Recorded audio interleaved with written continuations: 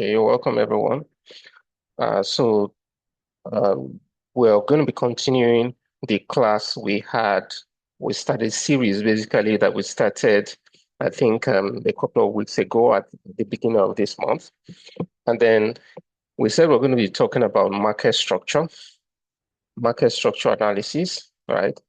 Now, this class is for, of course, intermediate traders, those who have already understood the basics, you know how to enter trades and all. Now you want to start to learn how to actually trade. All right. Now, so this is what this class is for. And we began to talk about um, trend. We started with trend analysis. We talked about the uptrend, we talked about the downtrend, then we talked about support and resistance. So support and resistance is going to lead us to the next section right now that we're going to be going into.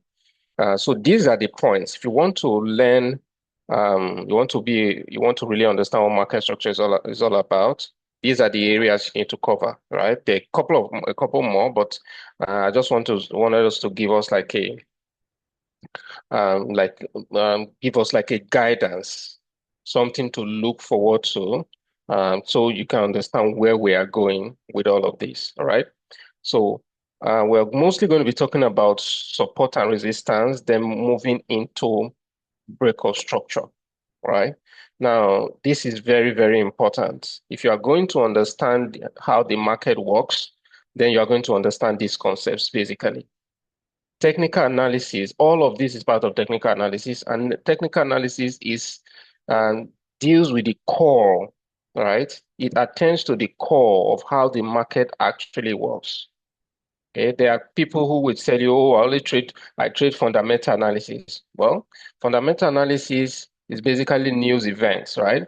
Now, you can have very volatile news periodically. Recently, we've been having a couple of volatile news because of the new Fed chair that we have and a whole lot of dynamic changes that are happening in the US economy, right? Mostly, we've been having some of that, but every day you want to be able to look at the market. And if you understand technical analysis very well, you realize that fundamental analysis fits very well into technical analysis, fits very well into technical analysis. So that's why it's important for you to understand these concepts, put them together, and eventually start using them to trade. All right. So we're going to begin right away.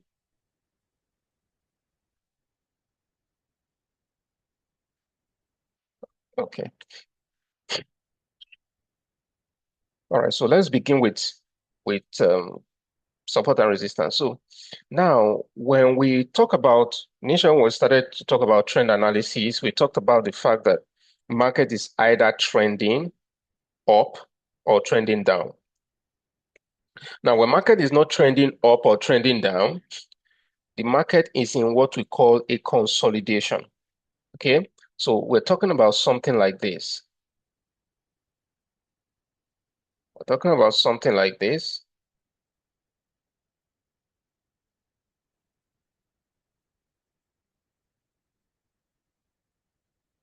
Okay, so this is what we call a consolidation.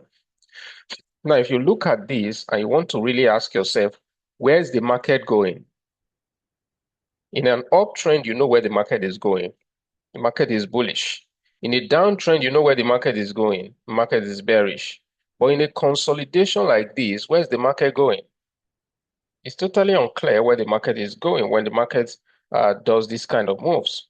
It's not clear where it's going because the market can basically go, continue downwards or continue upwards. So this is what we call a consolidation. And when to understand this very well, think about a roof and a floor. You are in a you're when joining this class or listening to me right now, you are sitting inside a room, right? A room of some sort. Okay. Now, inside that room, there is a once in that room, that room itself has a roof and a floor. That room has a roof and it has a floor. So if you take a ball right now, a ball, and you smash it on the floor, like smash it, a volleyball or something, right? Smash it very hard on the floor. What happens? It begins to bounce to the floor and to the roof and floor, to the roof and floor. It continues like that until it loses momentum. right? But until it loses that momentum, it continues to go up, down, up, down, up, down. So now this ball has direction per time, depending on where it hits. If it hits the floor, then the direction it goes next becomes up. If it hits the floor, it goes up. The next direction is up. If it hits the roof, the next direction is down. If it hits the floor, the next direction is up. If it hits the roof, the next direction is floor. Right? Now, the floor, hold on. So the floor, this is the floor. The floor is what we call the support.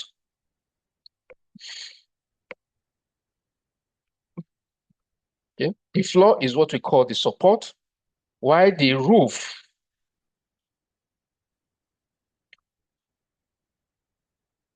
is what we call the resistance.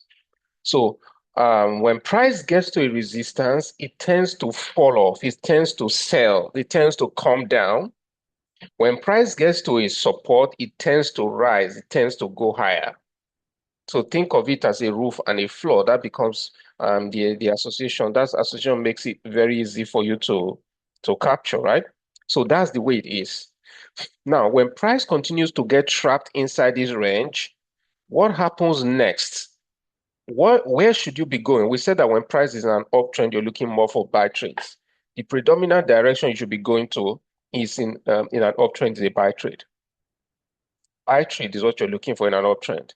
If market is in a downtrend, what you're looking for is a sell trade. What you're looking for is a sell trade. Now, if market is in a consolidation like this is a consolidation. If the market is in a consolidation like this, what do you do? Now, some people might be thinking, oh, I need to buy from somewhere, I need to sell from somewhere. Something to realize here, to understand before I even go further here, is to understand that there are three activities, or there are two main activities that we hear of mostly in the market that we should do. Okay, you are either making a buy or you are making a sell. Those are the two activities. But there is one key activity that is not spoken about a lot because it does not involve a lot of action, or it doesn't even involve action. And then a lot of us are wired to please mute yourselves. A lot of us are wired to seek adrenaline activities. I know a particular trader who would trade and take over 100 trades a day, right? He likes it when the trade is, he's like, he's in a, he likes the adrenaline rush. It's like you're driving fast cars, right? You're like you're driving fast cars and running up and down. He likes it when he's in a drawdown, he's adding positions, the market is going up against him down, right? Now, if you are someone that is like that, you like the adrenaline rush, you are someone that likes to engage in fast-paced things. When you come to trading, you have to begin to teach yourself a new behavior. So in the market, you don't only buy and sell. No, you do what we call waiting. You do what we call waiting. And this waiting is so, so important that in many cases, waiting is going to be more profitable for you. Waiting is going to be more profitable for you than buying or selling. That's the fact.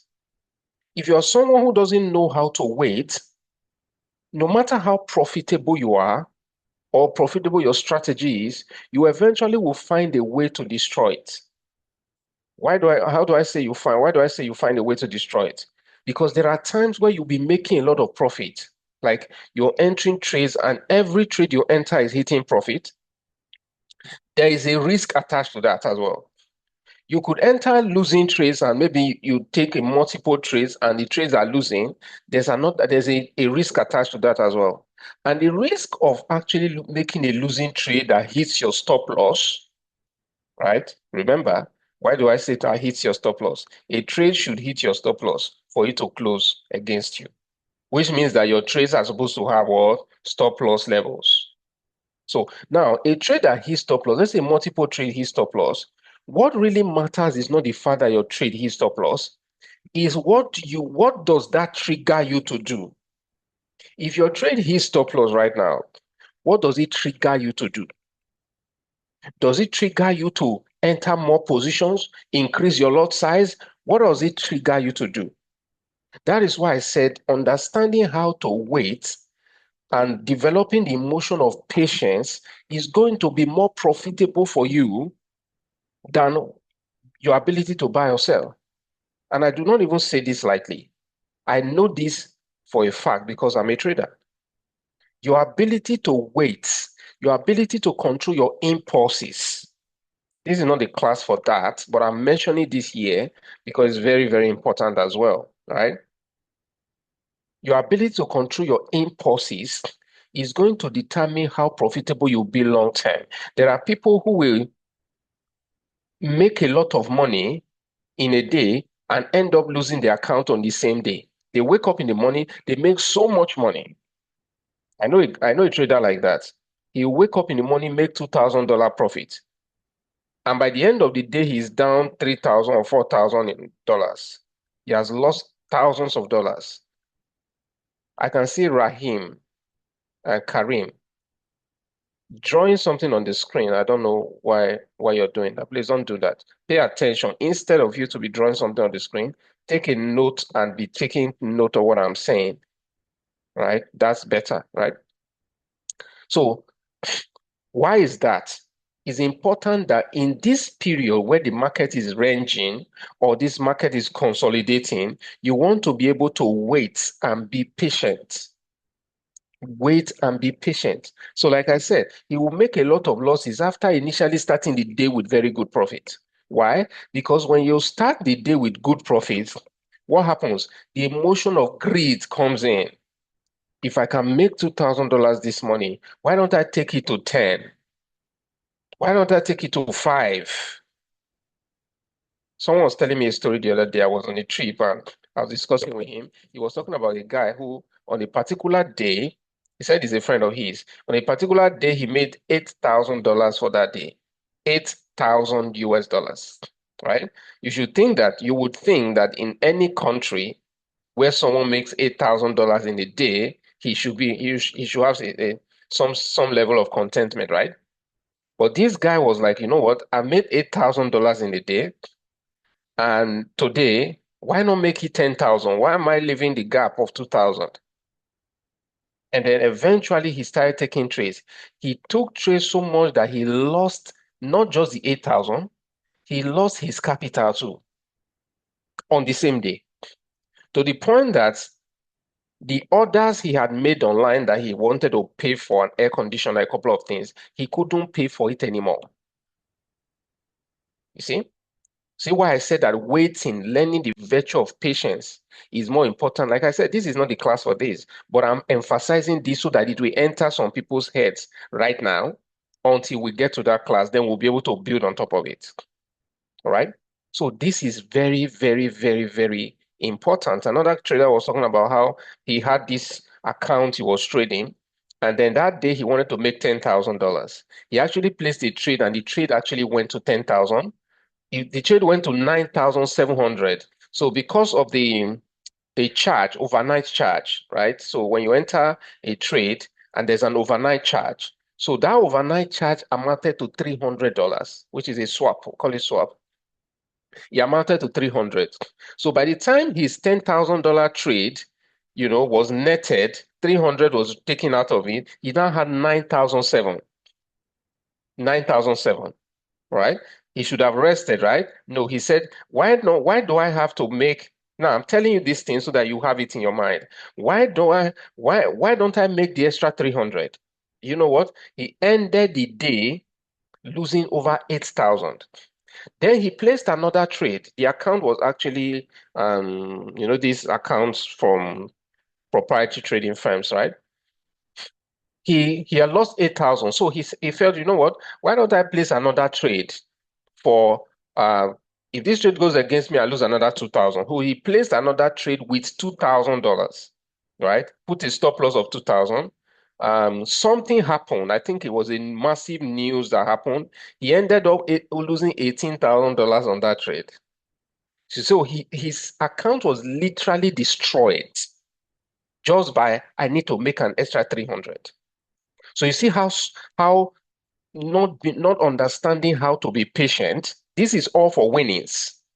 Then there's a losing part where you make a losing trade and you're like, I need to recover this trade today. I need to recover this trade today.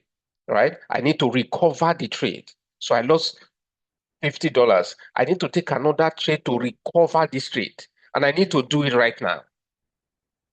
Then you take another trade worth $50, you lose another one. Now you have $100 to recover, right? Oh, now let me increase my lot size.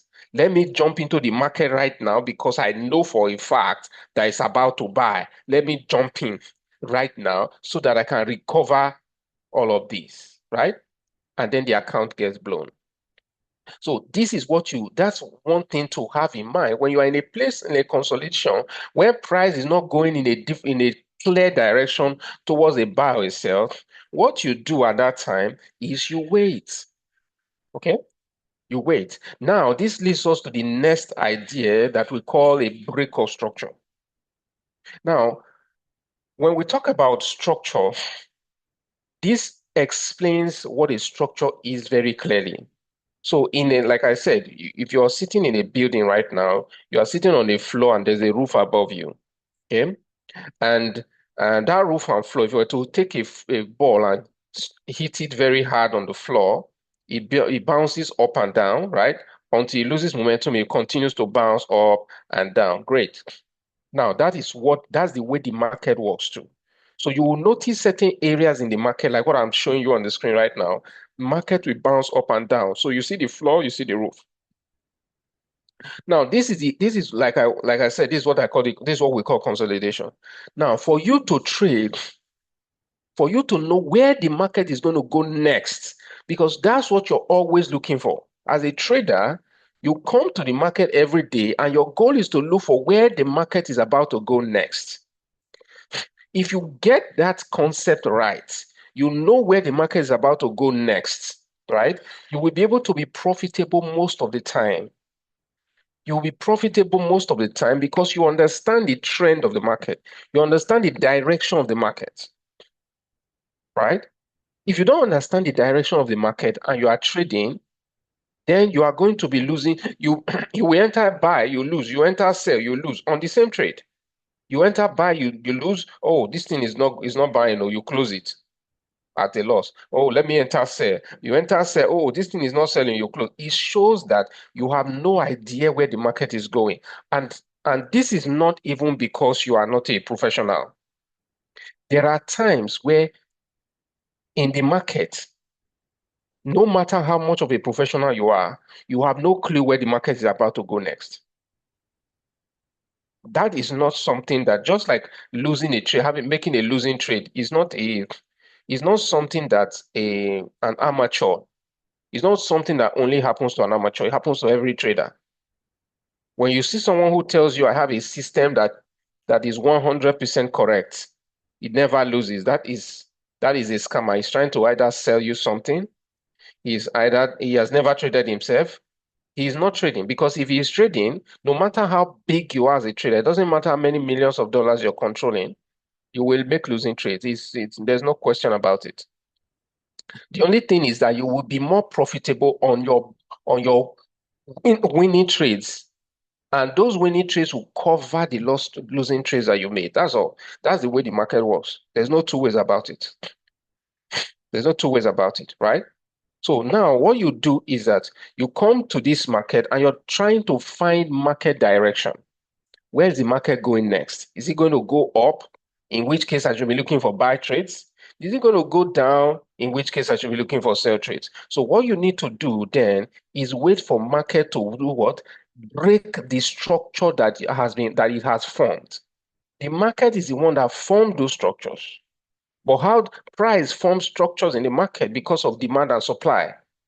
The dynamics of demand and supply drives price to the upside or to the downside. Now, when that happens, structures are created across the market. Structures are created. You see areas where the market sold. You will see areas where the market bought. All of those are structures. Now, for you to know where the market will go next, you need a break of structure, a break of one of those structures. So you mark it out and you are waiting for price to break structure. Now, what does a break of structure look like? So let's see what a break of structure looks like. Now, this we have a support structure, we have a resistance structure here, and then we have a support structure here. So what happens then is that if price breaks to the upside here, which means if price breaks the resistance, that is what we call a bullish break of structure. So if price breaks the resistance, you have a bullish break of structure. Break of structure is a BOS. Okay. Um, hold on. So break of structure. Break of structure. So a break of structure is called a BOS, right? So this is what we call a break of structure. Break of structure. So when price breaks like this, breaks to the upside, it breaks resistance. That is what we call a bullish break of structure.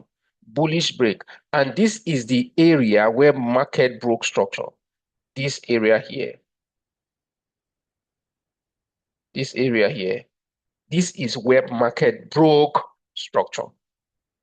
So we call this a bullish break of structure, bullish BOS. Now, if market did not break that top and it did this, it broke below like this. This is what we call a bearish break of structure. Bearish. Bearish BOS. Okay. So we have this as bearish BOS. So we have this as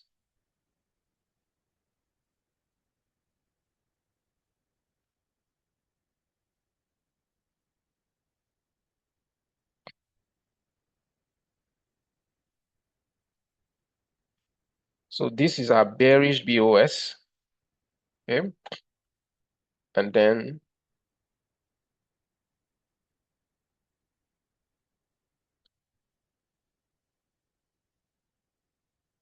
this is our bullish BOS.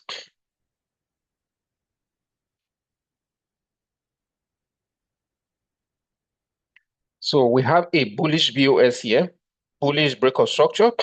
Then we have a bearish BOS here, which is bearish break of structure, right?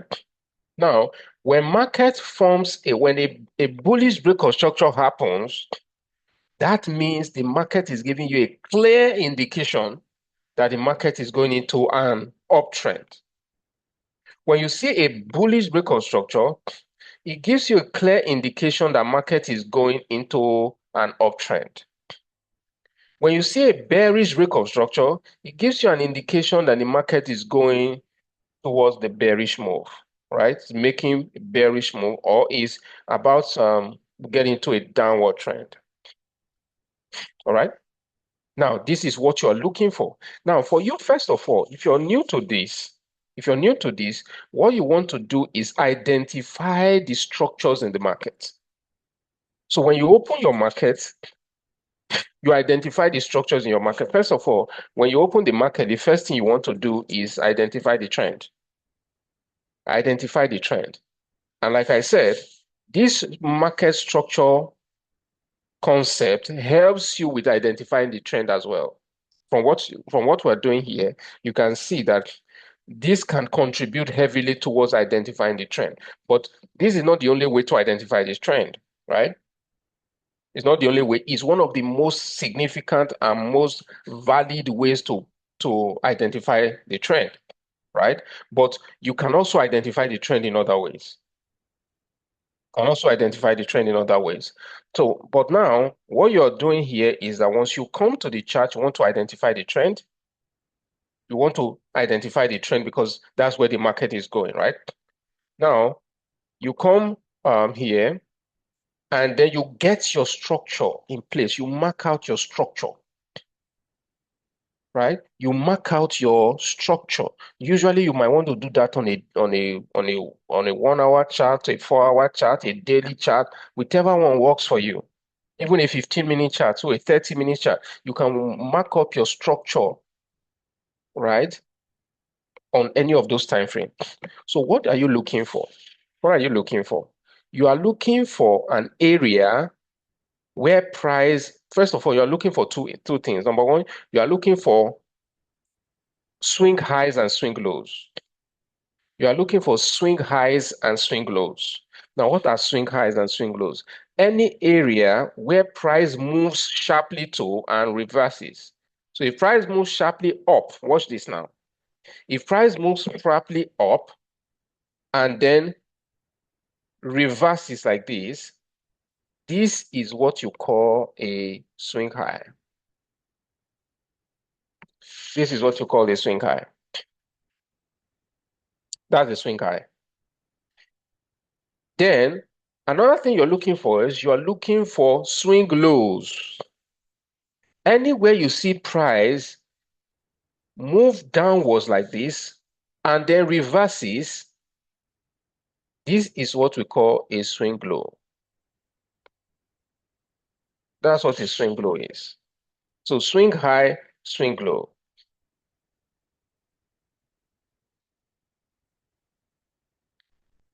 Swing high, swing high.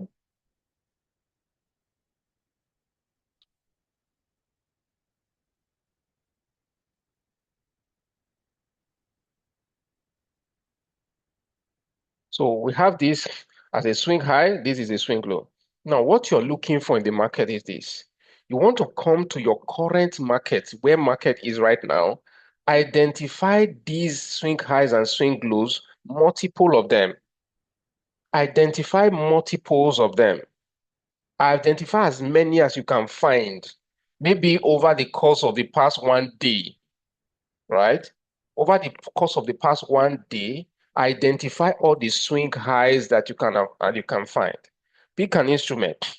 Identify all the swing highs you can find since this time yesterday, over the past 24 hours, which means that if you're on a 1 hour chart, that means that you are looking at the last 24 candlesticks. 24 candlesticks, right? If you're on the 30 minutes, that means you're looking for the last 48 candlesticks. You're looking at them and you're just using the course of a day. You don't have to count the candlesticks before someone starts to count. No, you don't need to count the candlesticks. I'm just just look at a reasonable number of days. It could be 24, it could be 1 day, 24 hours. It could be 2 days, it could be 3 days. Really doesn't matter. What matters is that what you are doing has a lot of context to it, right? It has context to it. It has enough historical price patterns, historical price, historical activity to validate what you are doing.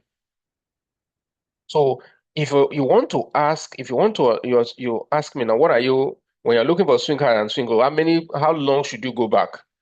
As long, um, as far back as necessary to create context, proper context for your current trade. That's why if you're on the daily chart, you might open your chart and you're looking at the past 3 months, the last 4 months, the last 6 months, the last 1 year, if you're on the daily chart. But if you're not on a daily chart and you're on a 1 hour chart, a 30-minute chart, you might be looking at, like I said, the past 1 day, or the past 2 days, or the past 18 hours. Sorry, the past 1.5 days or something. There's no hard and fast rule to it. It's just for you to be able to look at a good number of swing highs and swing lows. What you are looking mostly for is that you want to identify at least 2 to 3 swing highs and swing lows that are in the same region, right? So let's say we look at this now. This is a swing high, identify this. Then as I identify another one. I identify another one. They are not exactly lined up as if they are on the same level, no. But I know that if I pick something like a rectangle like this, see this one, this thing is a rectangle. If I pick a rectangle like this, it's here, if I picked a rectangle like this, it can sort of join them together. Not perfectly, because there's nothing that's perfect in the market. It doesn't have to be perfect. You don't need to be perfect. So you can connect those two or three levels together, swing highs together. That gives you a resistance level or a roof. Therefore, a floor is the same thing. Okay? For a floor is the same thing.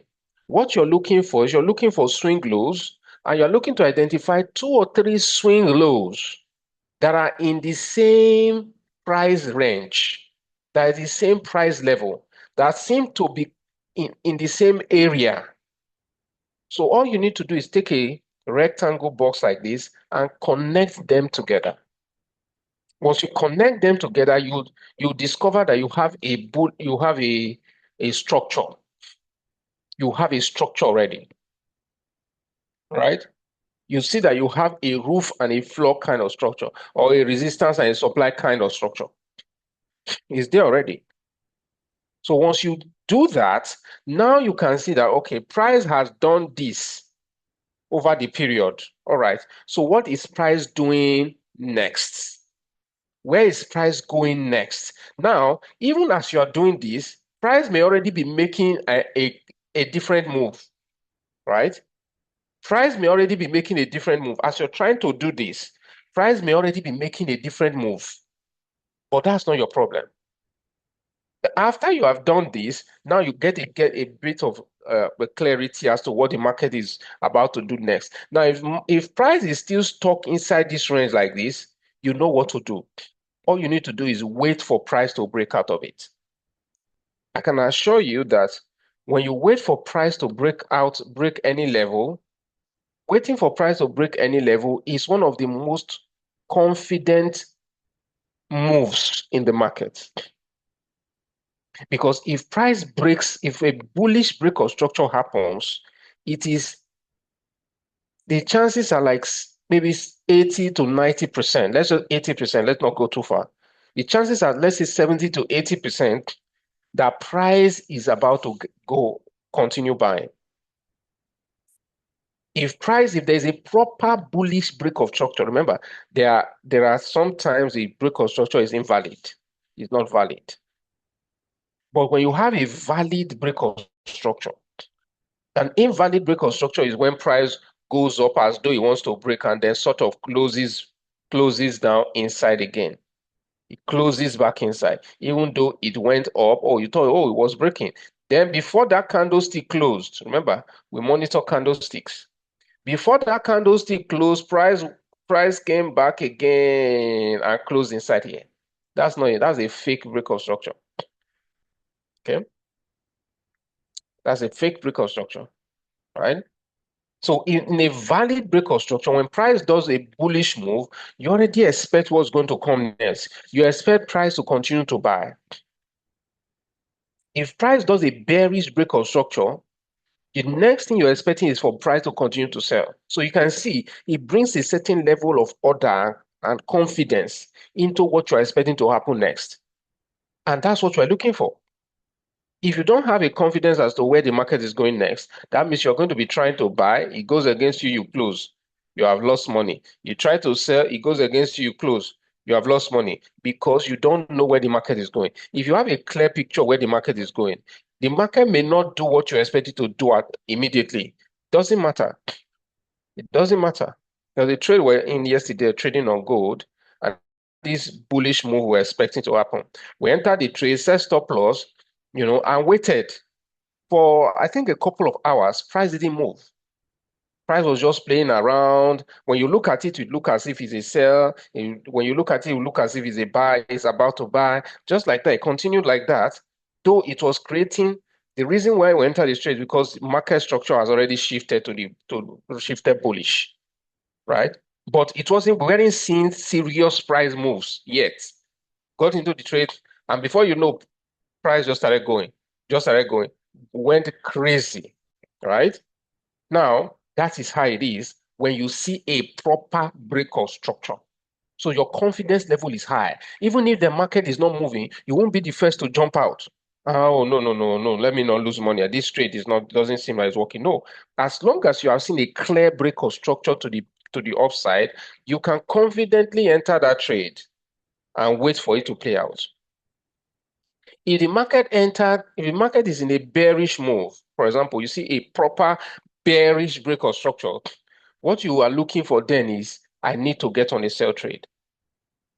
Whether you get on a sell trade and the market starts to sell immediately, or it takes some time for it to sell, you're not really bothered because you know you have clarity as to what you are doing. You have clarity as to where the market should be going. You are clear about where the market should be going. So in that case, your confidence level is high. So the next thing you want to do is this.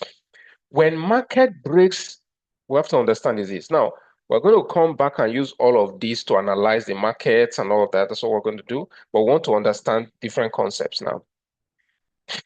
Now, when you see a break of structure, okay, when you see a break of structure like this, now we have a bullish break of structure, then we have a bearish break of structure, right? When you see this, the next thing you're looking for, like I said, when you see a bullish break of structure, what are you expecting? You're expecting price to buy, price to rise. When you see a bearish break of structure, you're expecting price to sell.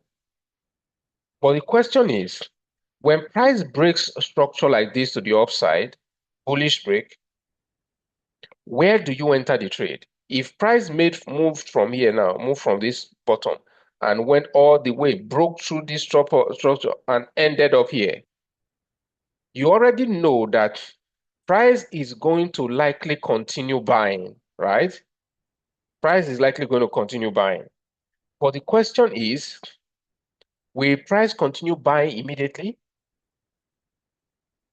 That's the question. Will it continue buying immediately?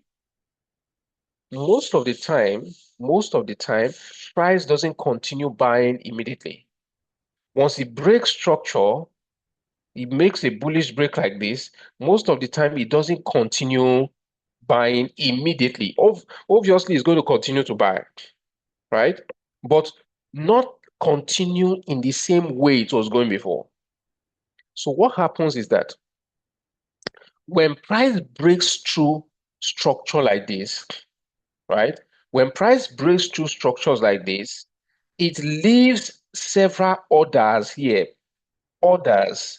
You know, there are different types of trade orders. There are instant execution orders. There are stop loss orders. There are take profit orders. There are buy stop, buy limit, sell stop, sell limit orders. There are so many different types of market orders. There are so many different ways people enter the market and exit the market, right? But what you have to understand is that wherever in the market where people are buying or selling, placing all kinds of market order trades, whether it's for entering the market or it's for exiting the market, like take profit or stop loss, that area creates an area where there's a lot of money. A lot of money sits around that area. And usually that's what happens around areas like floor and roof. People use floor and roofs to both enter trades and exit trades because it's an inflection point. So these areas are an inflection point. So there's a market is changing direction there. So most of the time, traders use these areas to execute certain orders. They either use it to enter new trades or they use it to exit their old trades. And because they are entering new trades or exiting their old trades, that creates a lot of orders there that needs to be filled. So when price breaks through an area very rapidly, like what we see here, so it leaves what we call imbalance. So there's imbalance sitting around this area, this structure here that was just broken. There's imbalance sitting around this area. There's price imbalance. There are lots of market orders that have been placed here that needs to be filled. So this is why a group called market makers, right? Market makers, I know that some people who understand the market or who have a bit of understanding, or maybe they've heard it, they think that market makers are just bad people. market makers are in the market to collect your money, right? That's the idea that many um, traders have of market makers, right? We also call them smart money. Smart money. Market makers, they are smart money. Now, now these are financial institutions that have a vested interest in the efficiency of the market. They are there to both make money and also make the market flow properly. Now, this is the reason why they are the reason why when you enter the market for a buy, you don't wonder you're not wondering who am I buying from? You're buying. Are you thinking who am I buying from? No. When you're selling, do you think who is selling to me? No, you don't think of all those things because there's efficiency in the market. And efficiency in the market is handled by market makers. The efficiency you experience in the market is because market makers make that efficiency happen, right? But I also say, like, I acknowledge the fact that there's an idea out there that market makers are really bad. They want to get you, they want to take your money. Yes, there's that part of it as well, where there is some sort of a manipulation that can happen by smart money, right? Yeah, because when you are moving a lot of orders, when you are someone who is trading 1 billion, 2 billion, $5 billion, you know that when you make a buy, it will move the market. If you make a sell, it will move the market. So if you want to quietly make a buy trade and not move the market, what would you do? You have to create a scenario. You have to do certain things to make it possible for you to make your buy trades before the market rises. Because if you're trying to make a buy trade and the market is jumping because you are making a buy, which is what is expected, you will not be able to fill your buy orders, which means that the monies you will have made is limited. So it's like you're trying to enter, it's like you're trying to enter a bus and the bus leaves you, right? You're trying to enter the bus and you're in a rush. And before you could enter, the bus closes or the bus moves away. You missed the bus. You knew that that bus was going your destination. You needed to enter it because you were going somewhere important. Now you missed the bus. That is what it looks like when these huge institutional traders or institutional traders, when they miss their trade, when market starts to buy and go in their direction before they are able to enter. So they create scenarios that will cause some sort of manipulation to get price to move in a particular direction, to get them to fill their orders before price goes in the direction we're expecting it to go. Right? Now, so what happens is that market makers goes to work here to get price to pull back. We call it a pullback. So when price breaks out of a level, it needs to pulls back to an area, to a this pull back to usually the area it breaks out from. It's either the area it breaks out from or an area that is close to where it broke out. When we start to analyze it, we don't have much time today. In the next class, we're going to be going to practical sessions so that we'll look at this properly. So price will come and fill the orders. So price breaks out bullish, it pulls back, fills the order that it has missed before, fill out that discount level, that imbalance, like, sorry, not discount, fills out that imbalance that we mentioned before price now continues going higher. So we already know price is going to go higher, but will it go directly? No. It will first of all capture the imbalance around its level. That area where it broke out from has a lot of imbalance. So it will first of all fill out the imbalance before it goes to the upside. Now, for you as a trader, when you see a breakout like this, you already know market is buying, but you wait for price to fill out the imbalance, to cover this area of imbalance. Once price covers this area of imbalance, now you get into your buy trade from here. Remember, you already know that market is about to buy because it broke out. This is where you now need to get into your trade for a buy. Okay? Yeah. Now, for a bearish trade, this is the same thing. Once price breaks bearish, there's a lot of imbalance. So price is going to pull back to clear out all that imbalance and then continue downwards. Price will move back. It's called a pullback. So price pulls back to clear that imbalance before it continues downwards.